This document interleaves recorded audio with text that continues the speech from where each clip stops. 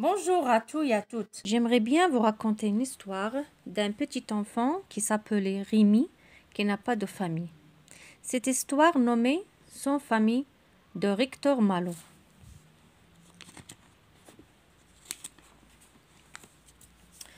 Je suis un enfant trouvé, mais jusqu'à 8 ans, j'ai cru que j'avais une mère, car lorsque je pleurais, il y avait toujours une femme qui me serrait si doucement dans ses bras.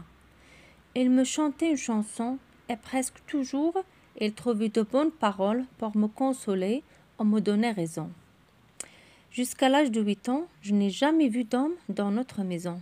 Cependant, ma mère n'était pas veuve, mais son mari travaillait à Paris et n'est pas revenu au village depuis que j'étais trop petit pour comprendre. Mais un jour, un homme arrive de Paris. « J'apporte des nouvelles de Paris, dit-il. » « Oh mon Dieu !» s'écria mère Barberin en joignant les mains. « Un malheur est arrivé à Jérôme. »« Eh bien oui, mais il ne faut pas avoir peur. Votre homme a été blessé. Voilà tout, et il est à l'hôpital. Mais il ne peut plus vous envoyer d'argent. Le seul moyen d'avoir un peu d'argent était de vendre la vache. » Pourtant, le jour du mardi gras, mère Barberin a eu une bonne idée. Avec 2 œufs, un peu de lait, un peu de farine, elle fait des crêpes. Nous commençons ce bon dîner, quand on frappe à la porte. « Qui est là ?» demande mère Barberin. Puis elle se retourne. « Oh mon Dieu, c'est toi, Jérôme !» dit-elle. Elle me poussant vers un homme qui venait d'entrer.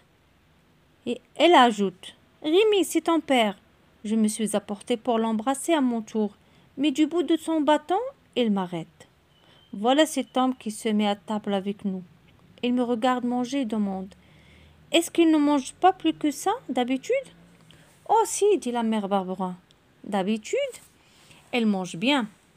Mais je n'avais envie ni de parler, ni de manger. Tu n'as pas faim me dit l'homme. Non. Eh bien, va te coucher vite.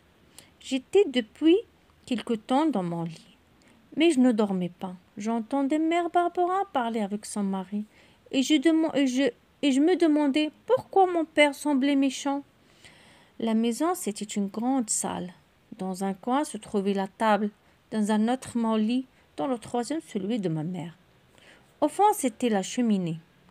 Ils étaient tous deux assis près de la table, assez loin de moi. Mais je pouvais entendre ce qu'ils disaient. « Pourquoi as-tu gardé cet enfant ?» demande l'homme. « Parce que je l'aime. Rappelle-toi, Jérôme, nous l'avons trouvé quand il était à peine un bébé. Je lui ai donné mon lait à ce pauvre petit, puisque notre fils venait de mourir. Comment puis-je le jeter dehors? Quel âge a-t-il? 8 ans. Il faut nous débrouiller pour gagner de l'argent avec lui. Que j'ai été bête. Quand je l'ai trouvé, il y a 8 ans, à notre porte, il était habillé de beaux vêtements. J'ai cru que ses parents allaient venir le chercher et nous donner de l'argent. Maintenant, il doit gagner sa vie. Nous n'avons plus de vaches. Mon accident ne me permet plus de travailler. Ne me dis rien, c'est décidé. Puis il sort. Alors j'appelle mère Barberin et elle m'embrasse tendrement en me serrant dans ses bras. Cette caresse me rend le courage et mes larmes s'arrêtent de couler. « Tu ne dors donc pas ?» me demande-t-elle doucement. « Ce n'est pas ma faute. Je ne te gronde pas. Alors tu as entendu tout ce qu'a dit Jérôme ? Oui, tu n'es pas ma maman, mais lui n'est pas mon père. Je pleurais, je voulais bien gagner ma vie, mais j'avais peur de ne pas rester avec ma mère Barberin. On m'avait parlé d'une grande maison où vont les enfants et les vieux qui n'ont personne pour s'occuper d'eux. Je ne voulais pas y aller. La mère Barberin me tenait la main en me parlant doucement. Le sommeil est enfin venu. Cette nuit-là, j'ai dormi mal. 1000 rêves ont troublé mon sommeil, car le lendemain matin, en m'éveillant, mon premier mouvement était de toucher mon lit et de regarder autour de moi pour être certain qu'on ne m'a pas emporté dans un autre lieu. Pendant toute la matinée, Jérôme ne me dit rien. Et je commence à croire que le projet de m'envoyer à l'hospice est abandonné. Sans doute, Mère Barberin lui a parlé et il a décidé de me garder.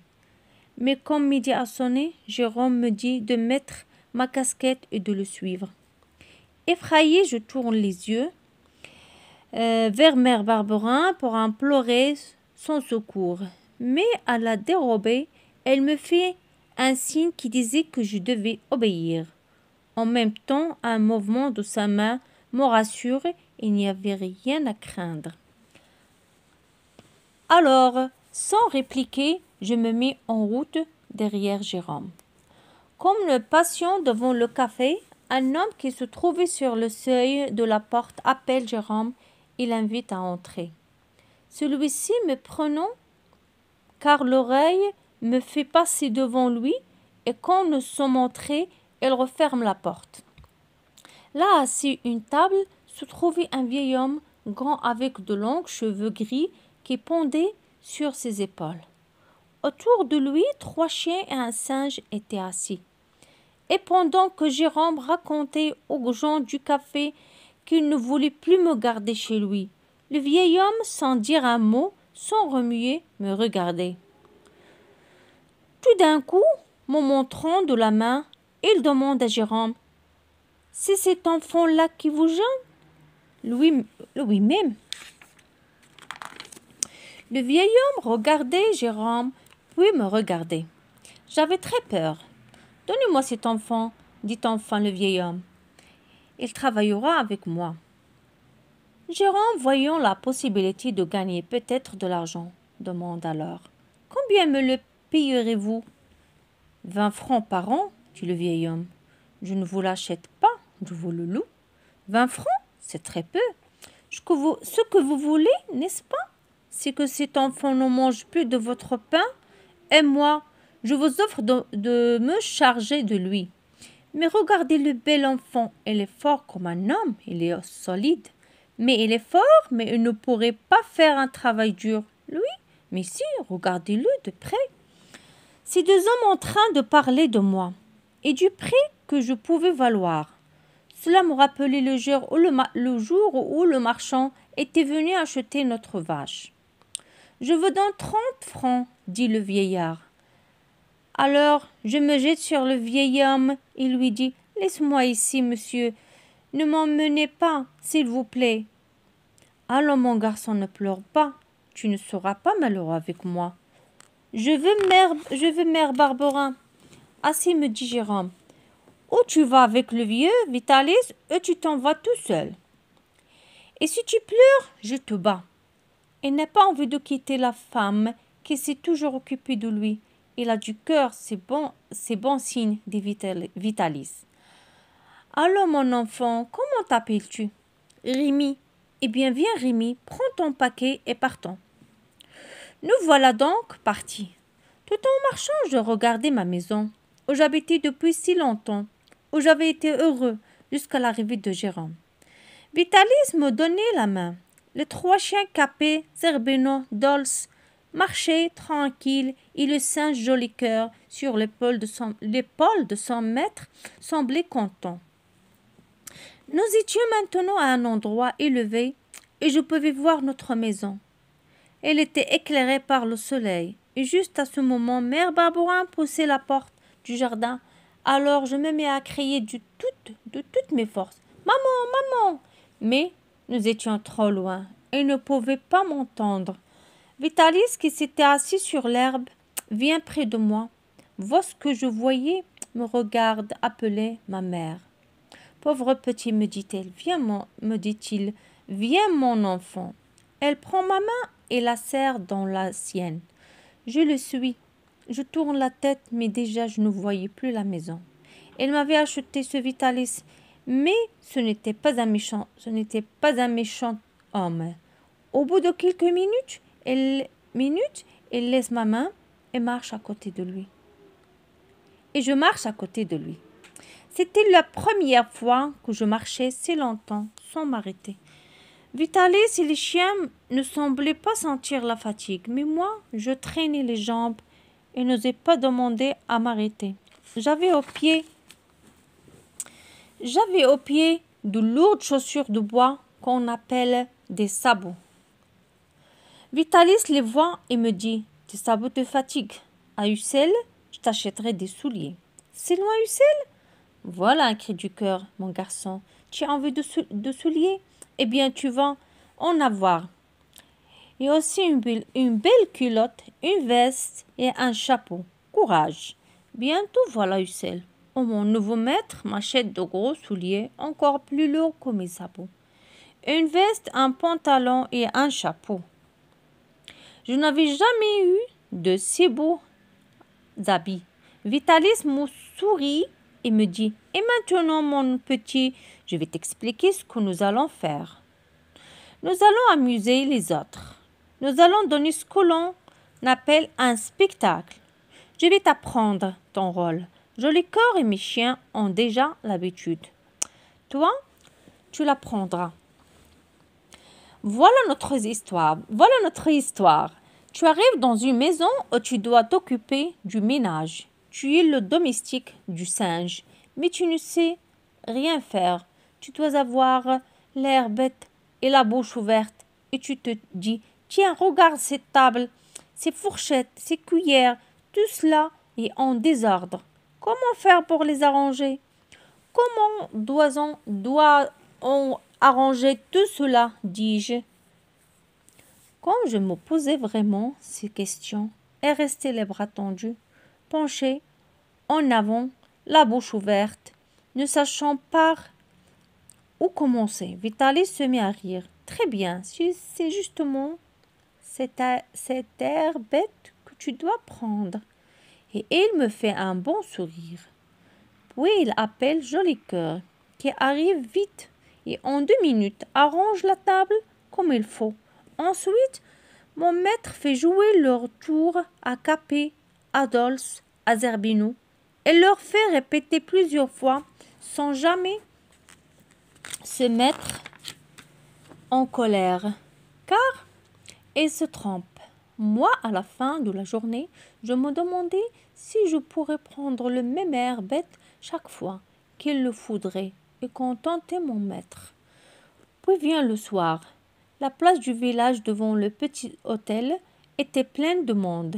Nous arrivons tous ensemble, Vitalis en tête, suivi de 6 animaux et de moi-même.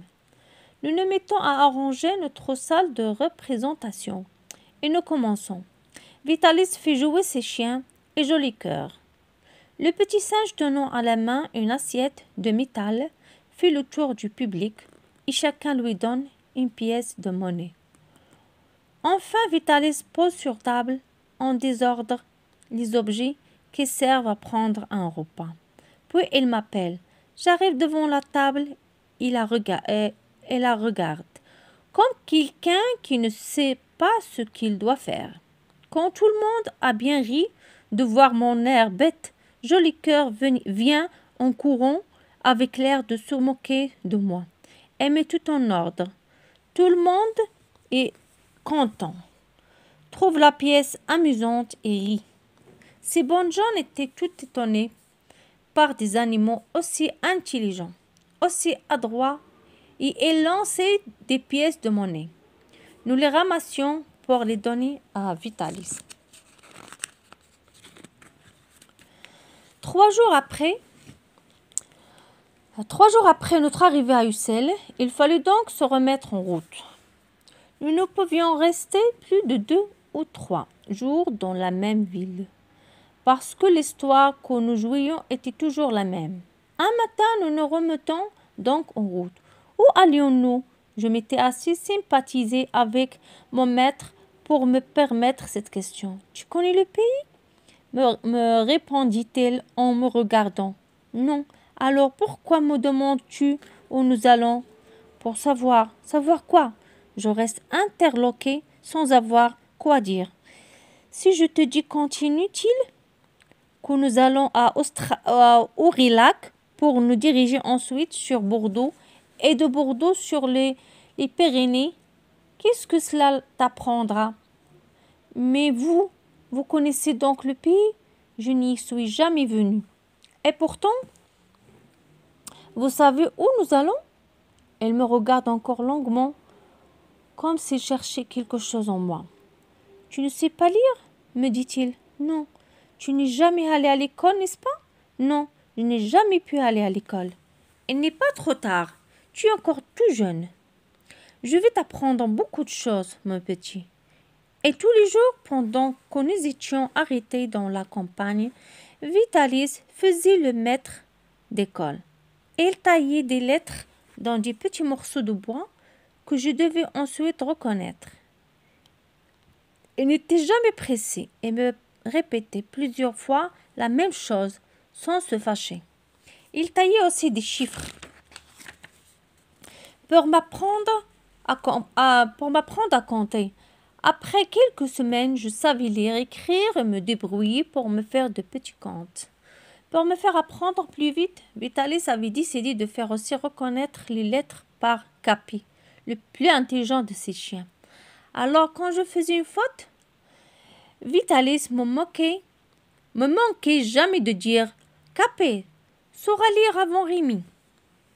Et le chien, comprenant sans doute, remuait la queue d'un air de triomphe. « Plus bête qu'une bête, c'est bon dans la comédie », disait encore Vitalis, mais dans la réalité, c'est honteux.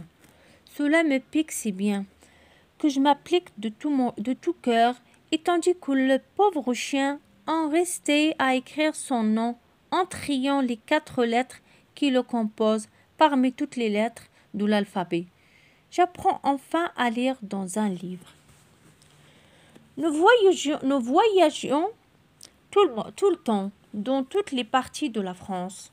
Nous nous mettons en route chaque fois que le public manque. Puis un soir, nous sommes arrivés dans une grande ville située au bord d'une rivière, au milieu d'une plaine fertile. Les maisons, fort laides pour la plupart, étaient construites en briques rouges. Les rues étaient pavées de petits cailloux pointus, durs aux pieds de voyageurs qui ont fait une dizaine de lieues dans leur journée. Mon maître me dit que nous étions à Toulouse et que nous y resterions longtemps. Nous commençons notre représentation. Nos 3 chiens sautent, reconnaissent les lettres, les chiffres que leur montrait Vitalis. Mais un agent de police arrive, l'air mécontent.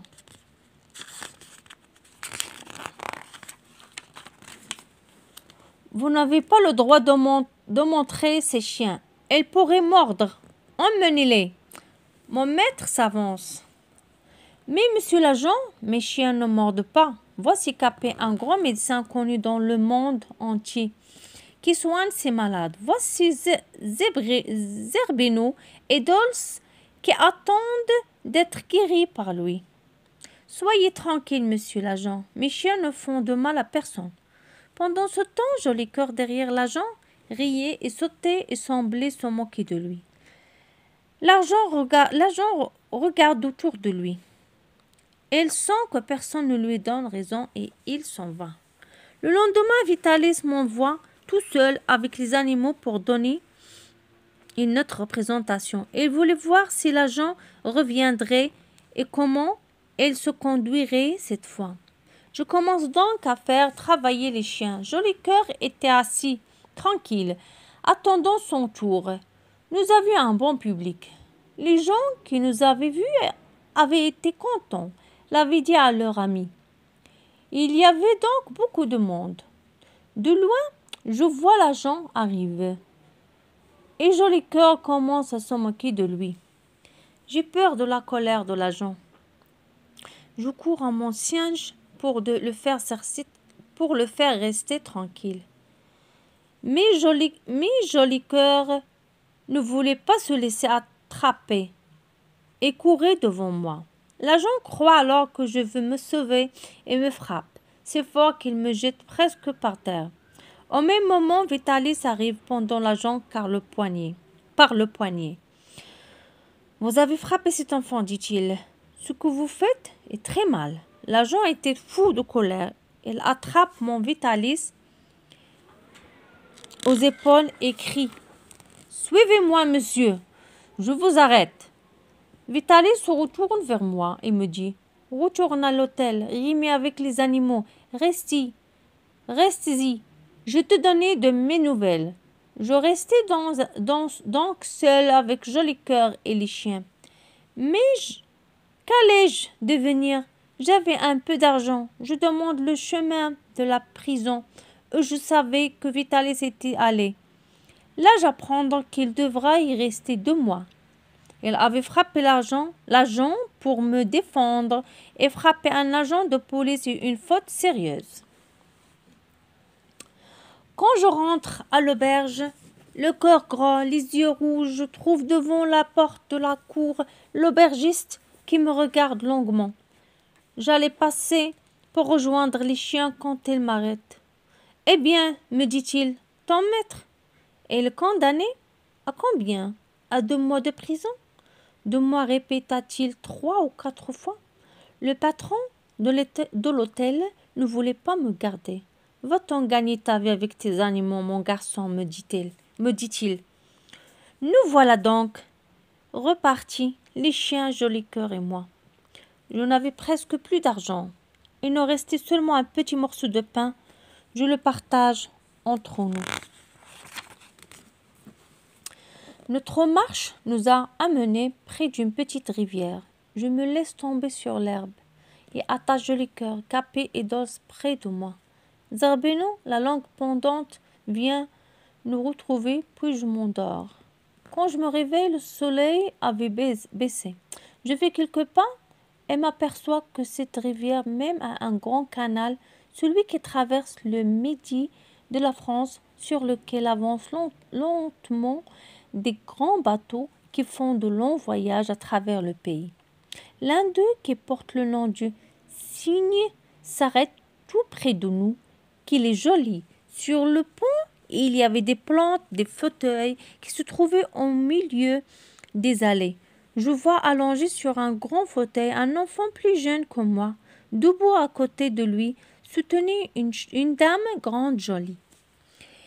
En voyant mes chiens qui, pour s'amuser, sautent en l'air et Joli Cœur qui se promenait d'un air sérieux. Tout content et crie « Bien, très bien. Que faites-vous là, mon enfant ?» me demande cette jolie dame, qui devait être la maman du petit garçon. « Je gagne ma vie, madame, en faisant jouer mes animaux. »« Faites-les jouer encore, s'il vous plaît. » Alors je fais faire à mes chiens tout leur tour. Joli Cœur danse, et j'étais content de mes bons compagnons qui travaillaient si bien. « Combien faites-vous payer, mon enfant ?»« Comme on veut, madame. Si on s'est bien amusé, on donne un peu plus. » « Et vous vivez vraiment de ce travail ?»« Mais oui, vous avez un maître sans doute. Il vous oblige à lui rapporter de l'argent chaque soir ?»« Non, madame, il ne m'oblige à rien. Il ne m'oblige à rien. Elle me demande seulement de gagner assez d'argent pour faire vivre ses animaux et moi-même. » La dame avait un si doux sourire que je me mets à lui raconter tout ce que nous était arrivé à Vitalis et à moi depuis l'histoire de Toulouse. « Mais vous devez avoir faim. »« Oh, maman, dit le petit garçon, ce simple mot est assez pour la dame. Elle nous fait monter dans son bateau et nous fait servir un beau repas. Il nous regardait manger, mais bientôt son fils lui parle dans une langue étrangère et il se retourne vers moi. « Voulez-vous rester avec nous ?»« Rester avec elle. Sur ce beau bateau, je ne pouvais pas parler tellement j'étais content. Pauvre petit, c'est entendu, vous restez avec nous. Ma nouvelle vie commençait.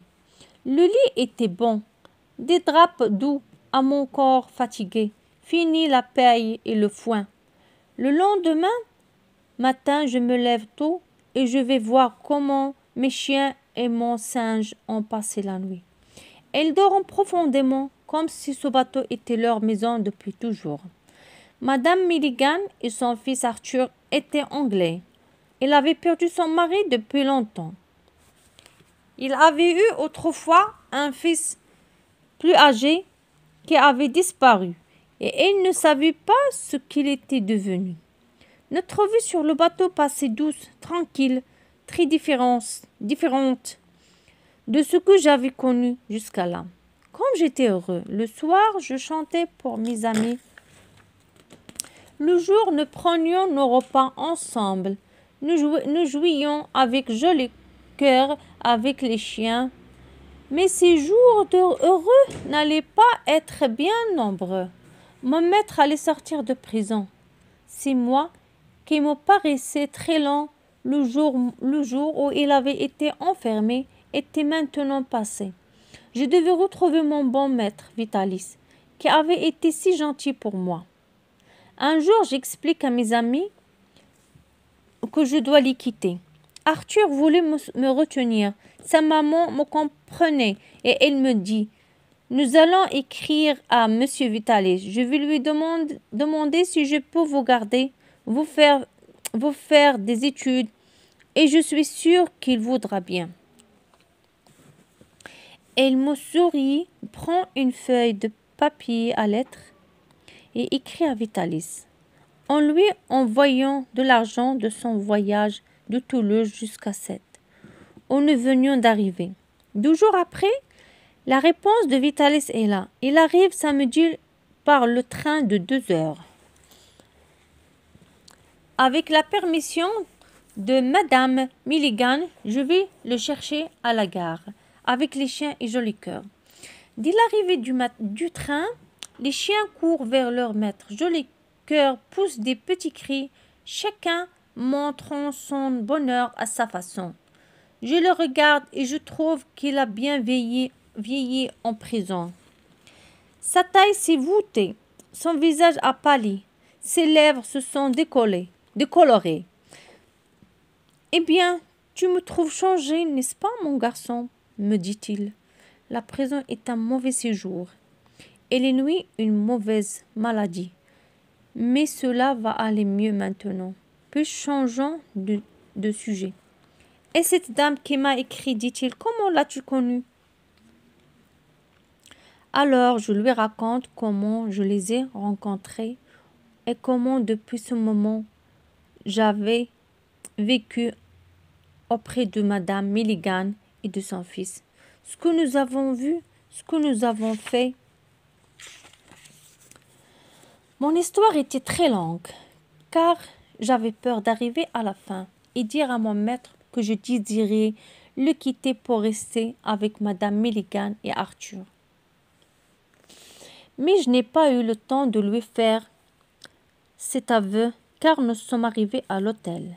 « Et cette dame m'attend, dit-il, quand nous sommes entrés à l'hôtel. « Oui, je vais vous conduire à son appartement. » « C'est inutile. Donne-moi le numéro et reste. »« Oui, je vais vous conduire à son appartement. »« C'est inutile. Donne-moi le numéro et reste ici à m'attendre avec les chiens et joli cœur. » Quelques minutes après, il revient. « Va faire tes adieux à cette dame. Nous partons, me dit-il. Je ne veux pas quitter mes amis si rapidement. Je ne bouge pas. Je le regarde sans dire un mot. J'ai dit que tu m'étais utile et que moi, je t'étais utile aussi. En route, me dit-il alors. Voilà comment j'ai quitté mes premiers amis. De nouveau, ma harpe à mon bras. Je suivais Vitalis sur les chemins couverts de poussière sous la pluie comme sous le soleil. Je devais faire la bête devant notre public, faire rire les uns et les autres, et le changement me semblait bien dur. On s'habitue vite au bonheur. Mes pensées se tournaient souvent vers Arthur et sa maman, et comme les draps des chambres d'hôtel me semblaient épais, comme notre nourriture me paraissait pauvre, pourtant Vitalis était mon ami. Il était encore meilleur, encore plus doux avec moi. Je sentais que je n'étais pas seul au monde et que mon maître était plus et mieux qu'un maître. Nous étions restés plusieurs jours sans parler de Madame Milligan, mais peu à peu, son nom me venait aux lèvres, et Vitalis me dit un jour, « Tu l'aimais bien, cette dame ?»« Oui, je comprends cela. Elle a été très bonne, et tu ne dois jamais l'oublier. » Et il ajoute, « Mais il le fallait. » Je comprenais ce qu'il voulait dire. Il pensait que la vie a ses bons et ses mauvais côtés. Nous marchions en suivant le Rhône. De temps en temps, je cherchais le bateau du regard, mais je ne le trouvais pas. Un jour, mon maître me dit que nous allions à Dijon. J'étais bien triste. Le Rhône ne passant pas par cette ville. Nous devions, passant par Dijon, remonter jusqu'à Paris là. Nous pourrions donner des représentations pendant l'hiver, mais Paris était loin et nous devions faire tout le chemin à pied. Jusqu'à Châtillon, le temps était beau. Nous arrivons une nuit près de Troyes et nous nous arrêtons dans un gros village. Nous prenons une chambre dans le petit hôtel. Le lendemain matin, quand je me réveille, le jour n'était pas levé. Il faisait froid et noir, et il y avait du vent. « Ne partez pas, monsieur, » nous dit le patron de l'hôtel. « Le temps est trop mauvais. Vous pouvez avoir des difficultés sur la route. » Mais mon maître voulait avancer. Nous voilà donc partis. Vitalis tenait Jolicoeur bien serré contre sa poitrine pour lui donner un peu de sa chaleur. Les chiens, contents de courir sur le chemin sec, ne semblaient pas sentir le vent. Moi bien couvert d'une peau de mouton que Vitalis m'avait achetée. J'avais bien chaud, un vent très froid, qu'on appelle la bise, venait du nord.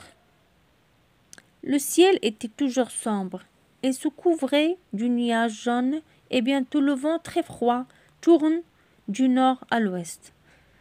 Presque aussitôt, la neige se met à tomber. Les nuages semblent s'ouvrir pour jeter encore et encore de la neige, de plus épaisse. Je n'avais jamais vu un si mauvais temps.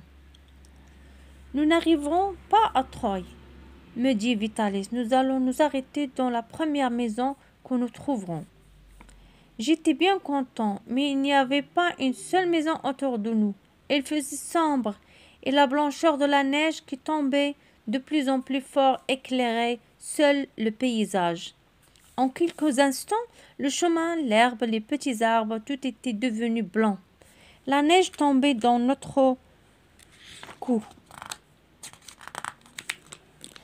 frappait notre visage, et nous commencions à avoir bien froid. Nous marchions toujours plus lentement.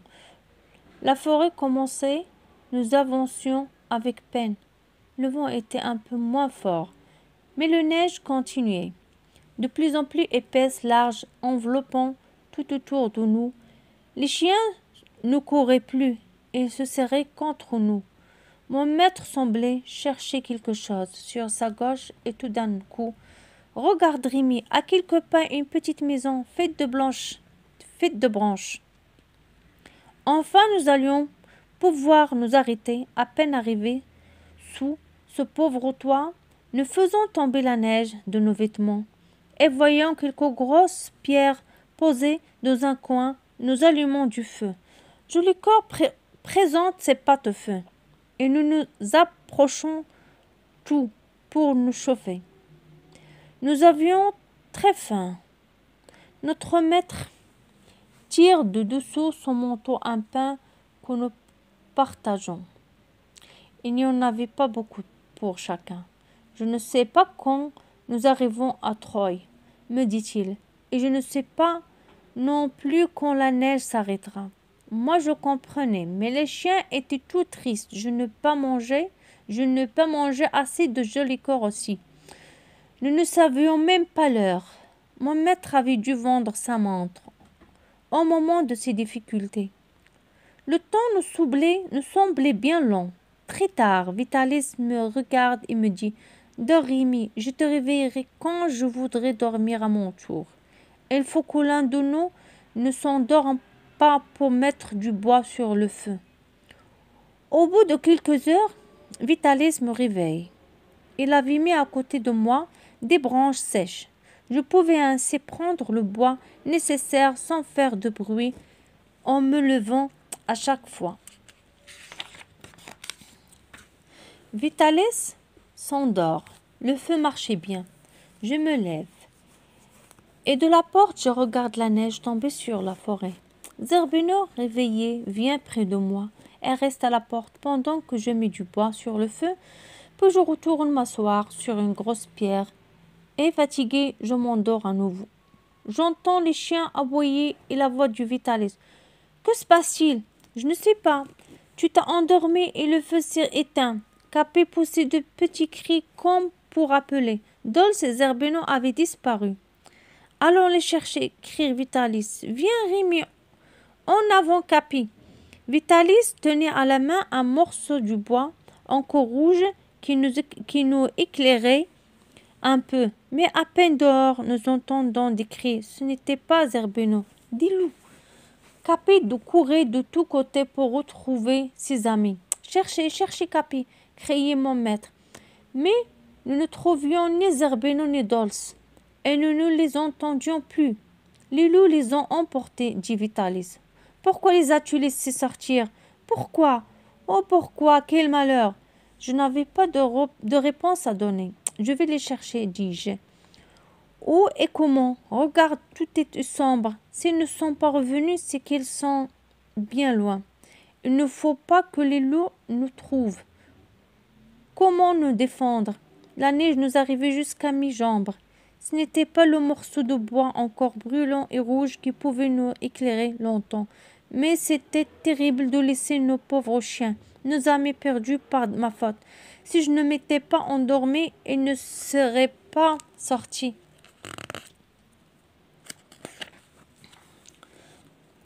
La forêt triste et sombre.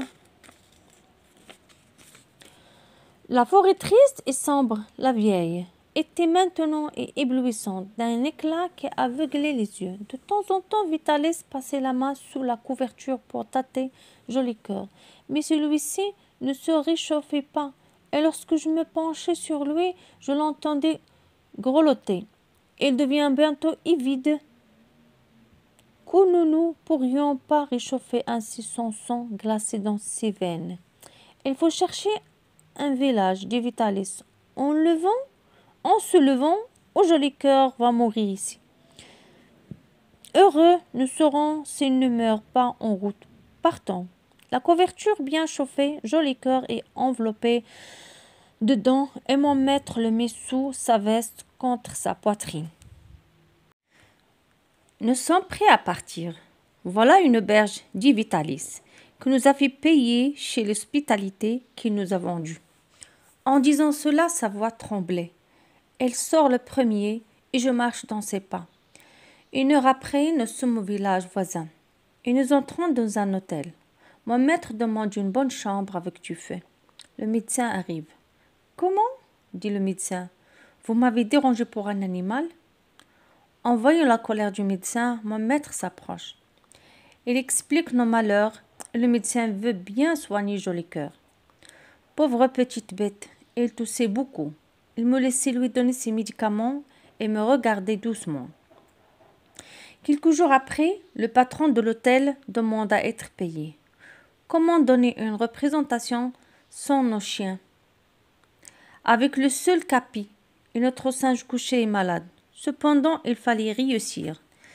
Vitalis arrange le mieux possible une salle de représentation près de l'hôtel.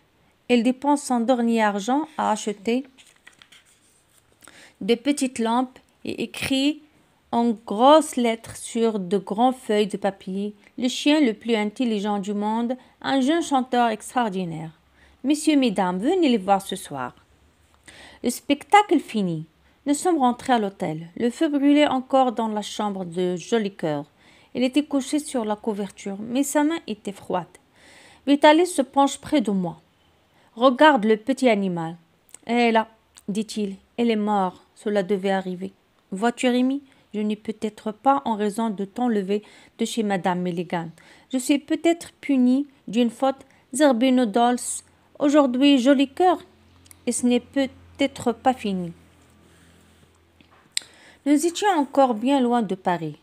Nous nous sommes mis en route par des chemins couverts de neige et nous avons marché du matin au soir contre le vent du nord qui nous soufflait au visage.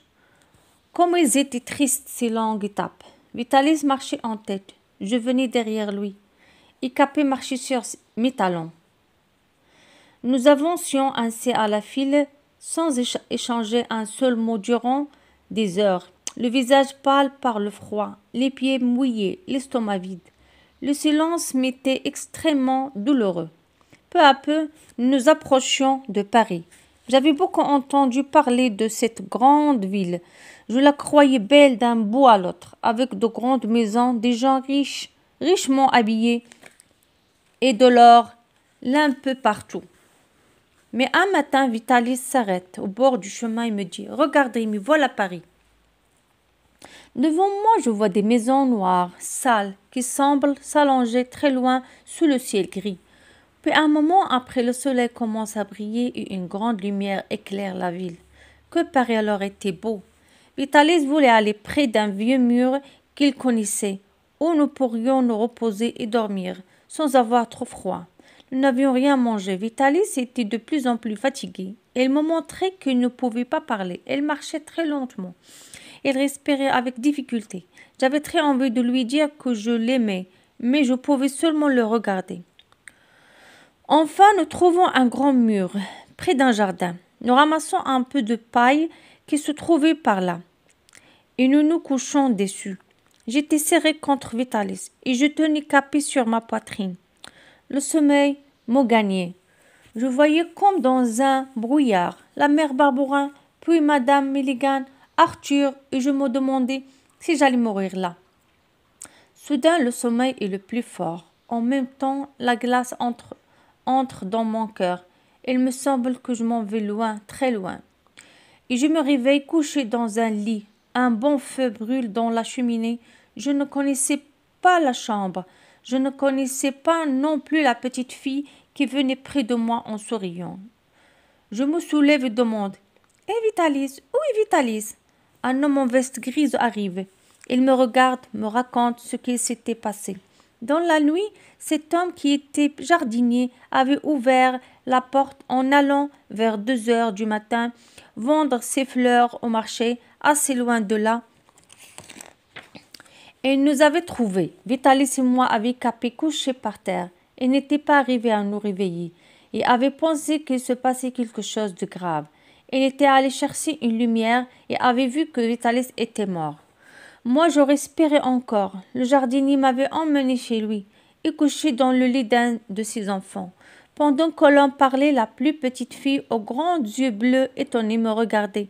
Elle voyait ma peine et poussait de petits cris doux que je ne comprenais pas. Ses yeux étaient pleins de douceur et me faisaient penser à ceux de la mère Barberin ou de Madame Milligan. Je devais apprendre à connaître mieux cet enfant et à l'aimer vraiment. Au moment où le jardinier et ses enfants retournent à la cuisine pour prendre leur repas, je me lève. Je suis bien faible, mais je me force à me tenir sur mes jambes et à traverser la cuisine. Je sens la soupe qu'ils étaient en train de manger. J'ai mal au cœur. Je me retiens à un meuble. Quand as-tu mangé, mon garçon ? Me demande le père. Avant-hier. La petite fille aux yeux bleus, sans attendre, se lève et vient me porter son assiette de soupe. Je la mange si vite que tous les enfants et leur père aussi se mettent à rire. Où vas-tu maintenant ? Me demande le jardinier. Jouer de la musique, gagner ma vie. Mais je veux d'abord revoir mon bon maître Vitalis. Mort ou vivant, je voulais en effet revoir mon ami. Voir ton maître, c'est bien, me dit l'homme. Partir sur les chemins seul en plein hiver, c'est autre chose. Pourquoi ne pas rester avec nous ? Tu travailleras, tu vivras avec nous, tu donneras du mal, mais tu auras une maison et une famille. Pour toute réponse, je dépose ma harpe dans un coin, et à ce moment, j'entends à la porte de petits cris. Je vais ouvrir, c'était Capé, qui se jette sur moi tout heureux. Je regarde le jardinier. Et Capé, lui dis-je, Capé, tu le gardes ? Eh bon, répondit-il. que j'étais content. Une famille, des enfants, cette jolie petite fille aux yeux bleus, au blanc ou doux regard, et une maison, plus de chemin fatigué, plus de nuit dehors, ne plus avoir faim ni froid. Mais d'abord, je voulais voir Vitalis. Le jardinier m'emmenait donc au poste de police, où on me pose 1000 questions. On m'explique aussi que Vitalis n'était pas le vrai nom de mon maître. Son vrai nom était Carlo Balzani. Il avait été autrefois un chanteur très connu, le plus connu de toute l'Italie. Un jour, sa voix s'était perdue. Il avait voulu quitter tout ce qu'il connaissait. Il était parti mener cette vie de montreur de chiens sur les grands chemins. Pauvre cher Vitalis, artiste roi, rien ne m'aurait étonné de lui. Le lendemain, on enterrait mon maître, la fièvre me tenait au lit, et le médecin, me voyant très malade, voulait m'envoyer à l'hôpital. Non, dit le père, puisqu'il est venu tomber à notre porte et non à celle de l'hôpital, nous devons le garder. Et Siennette, la grande sœur, Élise, ma petite amie, aux doux yeux bleus, me soignaient bien. Alexis et Benjamin, leurs frères, me racontaient des histoires. Le père venait me voir. En peu de temps, j'étais guérie. Pour mes premières sorties au printemps, Lise et moi nous promenions au bord de la rivière. Lise était muette. Non pas de naissance, mais elle était devenue à la suite d'une mauvaise maladie. Son intelligence était grande et son cœur plus grand encore. Peu à peu, mes forces revenaient. Je m'étais mis à travailler avec le jardinier qui se nommait le père Aquin. Il cultivait des fleurs qu'il allait vendre au marché. Ces fleurs avaient besoin de grands soins et poussaient dans les serres. Nous vivions heureux. Quand un jour, un dimanche, pendant une promenade que nous faisions tous ensemble, la poussière se lève, le ciel devient tout noir et bientôt c'est l'orage. Nous rentrons à toute vitesse, mais quand nous arrivions, nous voyions les serres en morceaux, les fleurs enlevées par le vent, du verre cassé partout. Tout l'argent que devaient donner nos fleurs était perdu.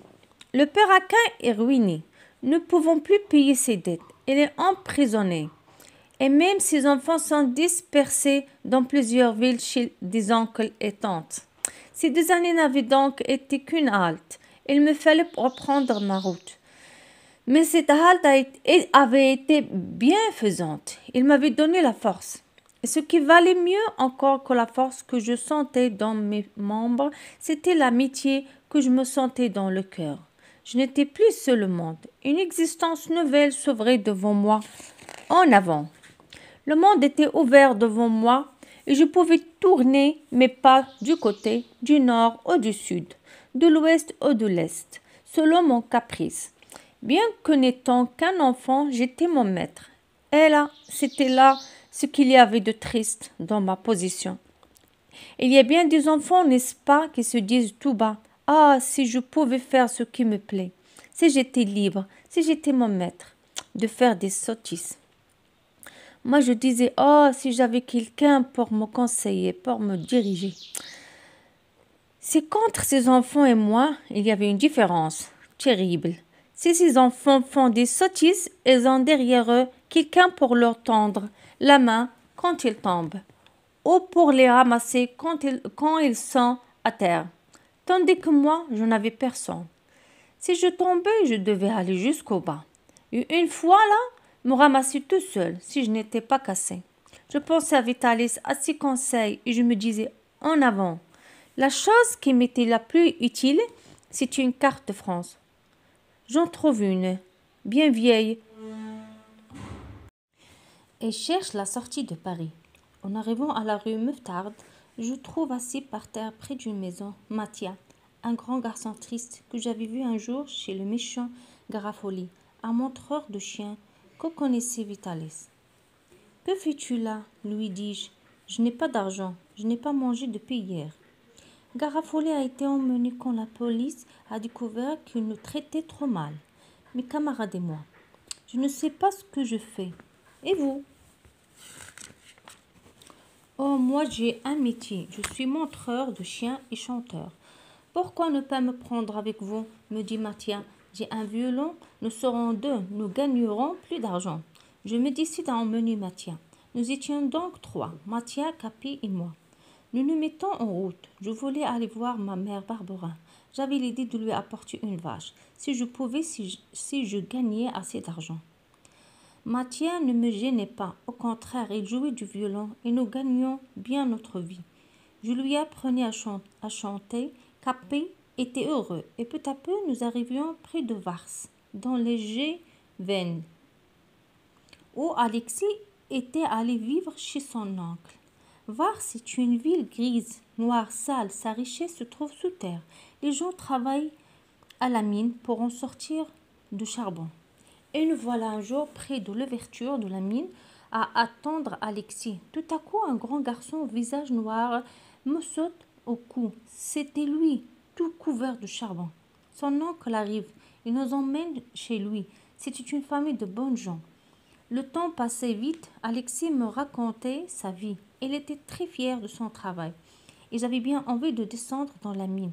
Impossible, mon garçon. Celui descend ceux qui travaillent. Reste avec nous. Je te ferai prendre comme ouvrier. Et je trouverai bien aussi un travail à Mathia. Je voulais continuer mon chemin. J'avais un autre but que de travailler à la mine. Nous disons donc au revoir à Alexis, à l'oncle Gaspard, ce qui nous fait de la peine, puis encore une fois en avant. Nous sommes obligés de marcher du matin au soir. Faisons de longues étapes pour traverser au plus vite ces pays de la Lozère et de l'Auvergne, qui sont peu hospitaliers pour des chanteurs et des musiciens. Sur ces pauvres terres, le paysan qui gagne peu n'est pas disposé à mettre la main à la poche. Il écoute avec un air placide tant qu'on veut bien jouer. Mais quand il prévoit que la quête va commencer, il s'en va ou il ferme sa porte. Enfin, nous avons mis 2 jours pour arriver à Ussel. J'étais là dans mon pays pour ainsi dire. C'était à Ussel que j'ai joué pour la première fois en public dans le domestique de M. Jolicoeur. Pauvre Jolicoeur, il n'était plus là, avec son bel habit rouge de général anglais et Zerbeno avec la gentille Dolce manquait aussi. Pauvre Vitalis, je l'ai perdu et je ne le reverrai plus. Sur 6 que nous étions alors, 2 seulement restaient debout. Capi et moi, sous la ronde, on entrait à Ussel toute triste. Malgré moi, je m'imaginais que j'allais apercevoir le chapeau de Vitalis au coin de chaque rue et que j'allais entendre l'appel qui tant de fois avait retenti à mes oreilles. En avant, à Ussel, je raconte à Mathieu que c'est la ville où Vitalis m'avait acheté mes premières chaussures. Ces chaussures à clous qui m'avaient rendu si heureux. Non loin de Chavanon, nous avons acheté une vache dans une foire après avoir demandé, pour s'assurer de ne pas se laisser refourguer, une mauvaise vache, à l'aide d'un vétérinaire très gentil. Le soir tombé, je reconnaissais le pays que j'avais si souvent peint à Mathieu. Nous arrivons près de la maison de mère Barbara et j'entre doucement. Il n'est pas là. Nous mettons la vache à l'étable. Puis je m'assieds au coin de la cheminée et Mathieu se cache avec Capi derrière le lit. Bientôt la mère Barbara entre dans la cuisine. Elle voit bien quelqu'un près de la cheminée, mais ne me reconnaît pas. Qui est là demande-t-elle. C'est moi, Rémi, c'est moi, oh maman. Elle me serre dans ses bras, répète mon nom. Ne peut croire que c'est bien moi. Un petit bruit près du lit me rappelle la présence de Mathieu. Je vais à lui et le présente à mère Barbara. Puis je demande à la chère femme de venir au jardin avec nous. Une fois dehors, il entend la vache. Et n'en croit pas ses oreilles. C'est pour toi, dis-je. Je n'ai pas voulu revenir les mains vides chez mère Barbara, qui a été si bonne avec le petit Rémi, son parent. Oh, mon cher garçon, dit-elle, mon bon enfant. Et quelle belle vache! Oh, les bons garçons! Et elle ajoute, Barbara n'est pas là, Rémi. Il est à Paris. Je vais faire les crêpes et je t'expliquerai ce qui est arrivé. Plus tard, pendant que nous mangeons les crêpes, c'est bonne ce qui vient de faire ma mère Barbara. Elle me dit, Rémi, un homme est venu voir le père Barberin. Il paraît que ta famille te cherche. Écoute-moi bien, cet homme certainement très riche est venu parler avec Barberin.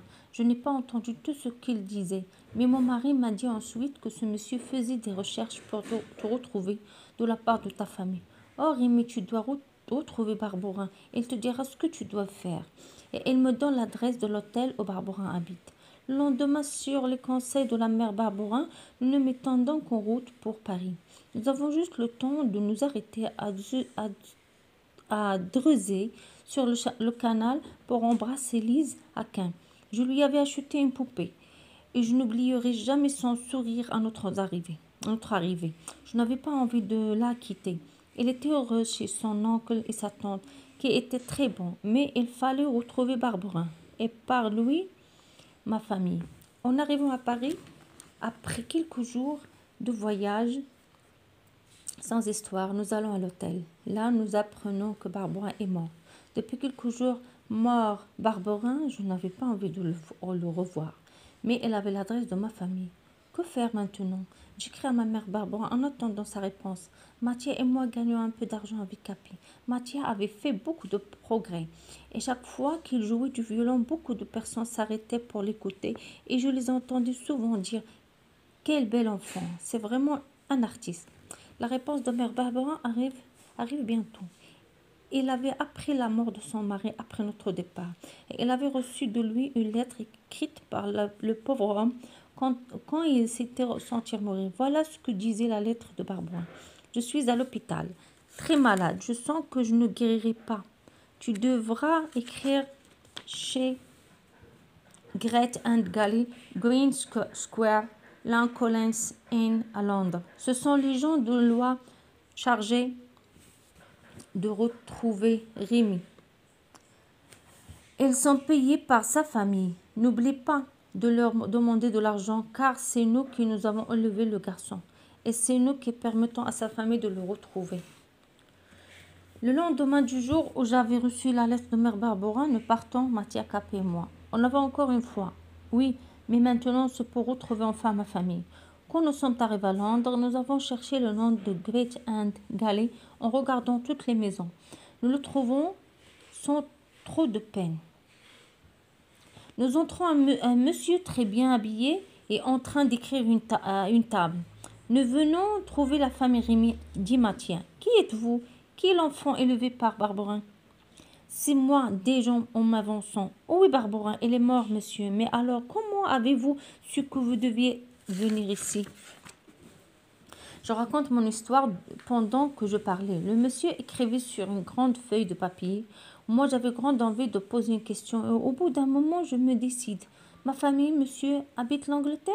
Certainement en ce moment du moins. Alors, je vais la voir. Je vais la voir.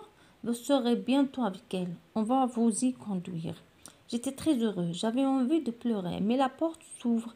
Un employé entre. Le monsieur lui parle en anglais. Je pense qu'il lui explique où il doit nous conduire. En nous disant au revoir, il ajoute: ah, j'oubliais, votre nom est Driscoll, c'est le nom de votre père. Quelques minutes après, nous sommes entrés dans une maison laide et sale. Nous nous trouvons dans une chambre éclairée par une lampe et un feu de charbon. Devant ce feu, assis sur une chaise basse, se trouve un vieil homme à la barbe blanche. En face l'un de l'autre, assis sans parler, se trouve un homme et une femme. L'homme a 40 ans, peut-être, et la femme semble un peu plus jeune. Il a des yeux intelligents mais durs. La femme a un regard vide et ses yeux blancs, mal peignés, pendant sur ses épaules. Dans un coin, 4 enfants sont en train de jouer sans faire de bruit. Ils sont tout blancs, comme leur mère, d'un blanc très clair. Je vois tout cela très vite. Personne n'a encore dit un mot, mais ce tableau m'a frappé pour toujours. L'employé s'avance vers l'homme. Il lui dit quelques mots en anglais. Je ne le comprends pas du tout. Qui est ce Rémi? C'est moi, dis-je. Eh bien, embrasse ton père. Mon garçon, dit l'homme.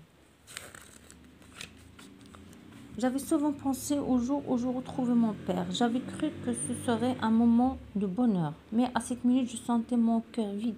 Je m'avance quand même et j'embrasse cet homme. Embrasse ta mère, me dit l'homme. Je vais vers la femme, elle l'embrasse aussi. Puis j'embrasse mes frères et sœurs. Ni les uns ni les autres ne me disent rien. Ils se laissent embrasser sans me répondre. Serre la main de ton grand-père, ajoute mon père, et fais attention, il est vieux. Je m'avance près du vieux, je lui prends la main. Il me regarde et crache par terre. Je me sentais très triste et je me disais, si mes parents avaient été riches, serais-je triste? Cette pensée me faisait beaucoup de peine. Je vais de nouveau à ma mère. Elle embrasse bien fort, mais elle me dit toujours rien. Et celui-là dit mon père, qui est-ce? C'est Mathia, mon ami, dis-je. Je raconte comment Mathia et moi, nous avons vécu, travaillé ensemble et combien nous aimons, nous aimons. Tu dois être curieux de savoir, dit mon père, comment nous avons eu l'idée d'aller trouver Barbara au bout de 13 ans de silence. Je vais te raconter cela. Tu es notre fils aîné. Quand j'ai épousé ta mère, il y avait une jeune fille qui croyait que j'allais me marier avec elle. Quand tu es né, elle t'a emmené à Paris pour nous faire de la peine.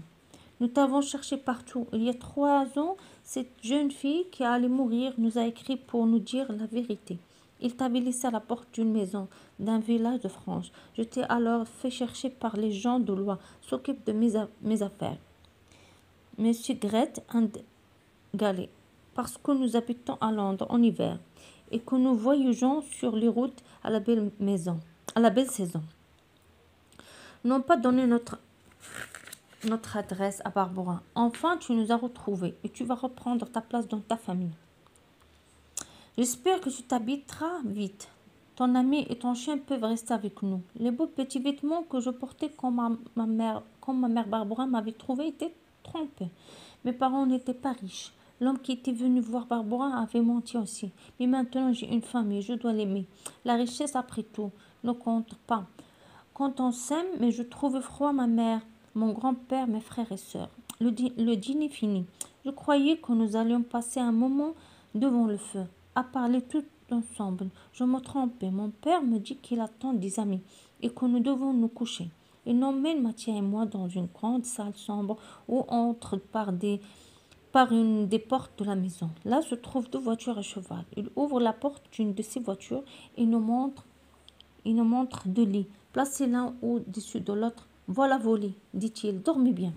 Il nous avait laissé une petite lampe, mais il avait fermé la porte de notre voiture. Nous étions bien fatigués. Nous éteignions tout de suite après nous être couchés. Je ne peux pas dormir. Une peur mêlée de tristesse m'empêche de fermer les yeux. Je n'ai pas envie de parler à Mathia. Je pense à mes amis de France et le sommeil ne vient pas. Vers le milieu de la nuit, j'entends du bruit. La porte s'ouvre. Capé couché près de moi commence à aboyer. Je mets à ma main sur sa bouche pour l'arrêter. Je regarde par la petite vitre de la voiture. Mon père est entré, suivi de 2 hommes chargés de gros paquets. Il met un doigt sur sa bouche pour le dire de parler bas. Il leur montre la voiture où nous étions couchés. Il a une petite lampe à la main. Je voyais ce qu'il fait. Il commence avec les 2 hommes à défaire les paquets. Ma mère arrive à son tour et regarde les choses que ces hommes sortent les unes après les autres. Mon père commence alors à couper les endroits où sont écrits les prix de chacun de ses vêtements et les passe à mère, qui refait de gros paquets. Je ne comprenais pas pourquoi des marchands venaient si tard vendre ces vêtements à mes parents. Après le départ des 2 hommes, je vois mon père ouvrir une sorte de porte placée dans le plancher. Elle jette dans un trou les paquets que ma mère avait refaits. Puis elle referme la porte avec soin et s'en va suivi de ma mère, en laissant tout en ordre dans notre grande salle. J'ai maintenant compris, mes parents sont des voleurs. Le jour suivant, nous nous levons, nous entrons dans la cuisine. Ma mère est assise, la tête posée sur une table. Je m'approche pour l'embrasser. Elle me pousse et je m'aperçois qu'elle sent le vin. Mathia et moi sortons alors pour nous promener dans les rues de Londres. Arrivés dans un petit jardin où il n'y a personne, nous nous asseyons. Mathia voyait que j'avais très envie de pleurer, et bientôt de pleurer bien fort. Je dis à Mathia, tu ne dois pas rester ici, Mathia. Va-t'en en France, en Italie, où tu voudras, mais ne reste pas ici. Et toi? Moi, je ne peux pas partir. J'ai retrouvé ma famille. Prends l'argent qui ne restait pas. Non, Rémi, si quelqu'un doit partir, c'est toi. Et comme un vrai frère, il m'embrasse. Écoute-moi, Rémi, je suis sûre que ces gros gens ne sont pas tes parents. Tu as vu cette nuit? Oui, Rémi, j'ai vu. Les Dracioles sont des voleurs. Mais ce sont mes parents. Je suis sûre que non. Pourquoi serais-tu si brun quand tes frères et sœurs sont si blancs? Ta mère aussi blonde et ton père a les cheveux gris, mais il a la peau trop claire. Tu ne ressembles à aucun d'eux, et quelque chose dans mon cœur me dit que tu n'es pas l'enfant de ces gens-là. Je suis, je suis décidée, je resterai avec toi. Revenu à la maison, nous trouvons mon père qui nous demande: comment gagnez-vous votre vie en France? Nous jouions de la harpe, du violon, les capis faisaient des tours. Bien, très bien, dit mon père, montrez-moi ça. Mathieu joue du violon, je joue de la harpe, et Capi fait quelques tours. Mon père a l'air très content. Il dit: elle peut gagner beaucoup d'argent, ce chien-là. Oui, dis-je, mais il travaille seulement avec Mathieu et moi. Ici, c'est moi qui commande, dit mon père. Demain, Capi viendra avec moi. Nous vous irez chanter vos chansons et vous me rapportez tout ce que vous gagnez. Une nouvelle vie commence donc. Nous partions, Mathieu et moi, dans les quartiers les plus riches de Londres. Nous gagnions beaucoup d'argent. Le soir, nous retrouvions Capi tout heureux de nous revoir. Mais je ne m'habituais pas à ma famille. Si les Dressel ne sont pas mes parents, pourquoi m'ont-ils fait chercher? Pourquoi ont-ils donné de l'argent à mes gens de loi pour me retrouver? Toutes ces questions se mêlent dans ma tête. Chaque jour qui passe, nous devons quand même y faire jouer Capi, chanter. Le meilleur jour, c'est le dimanche. Je peux me promener avec Mathieu et ne penser qu'à ma tristesse. Nous emmenons toujours Capi attaché à une corde. Un dimanche, au moment où je me préparais à sortir avec Mathieu, mon père me dit de rester à la maison et on voit mon ami se promener tout seul. Il y a une heure que nous sommes ensemble. Quand on frappe à la porte, mon père me va ouvrir. Il fait entrer un monsieur très différent des amis qu'il reçoit souvent. C'est un vrai monsieur, très bien habillé. Il a peut-être 50 ans. Je me rappelle encore ce que j'ai remarqué ce jour-là. Son sourire. Ce sourire était dur, méchant, et montrait de grandes dents, très blanches et très pointues. On se demandait, en le regardant, si ce n'était pas le sourire de quelqu'un qui, comme un chien, montre ses dents avant de vous mordre. Après avoir parlé en anglais quelques minutes avec mon père, il commence à parler français. Il demande: voici donc le jeune Rémi. Il semble en bonne santé. Ensuite, il me regarde avec son méchant sourire, tout à fait comme s'il allait me mordre. Puis, sans ajouter un mot, il se met à parler anglais avec mon père. Ils sortent tous deux. Au bout d'un assez long temps, mon père revient et me dit que j'étais libre d'aller me promener. Je vais donc chercher dans notre voiture mon manteau de peau de mouton. Je suis tout étonnée de trouver là Mathieu. Elle pose un doigt sur ses lèvres et me dit tout bas: sors le premier, ne ferme pas la porte, je te suivrai, attends-moi dehors. Personne ne doit savoir que j'étais ici. Je sors donc dans la rue. Oh, Mathieu vient me retrouver. Il me prend le bras et me dit, tout en marchant: sais-tu qui était près de notre voiture tout à l'heure en train de parler avec ton père?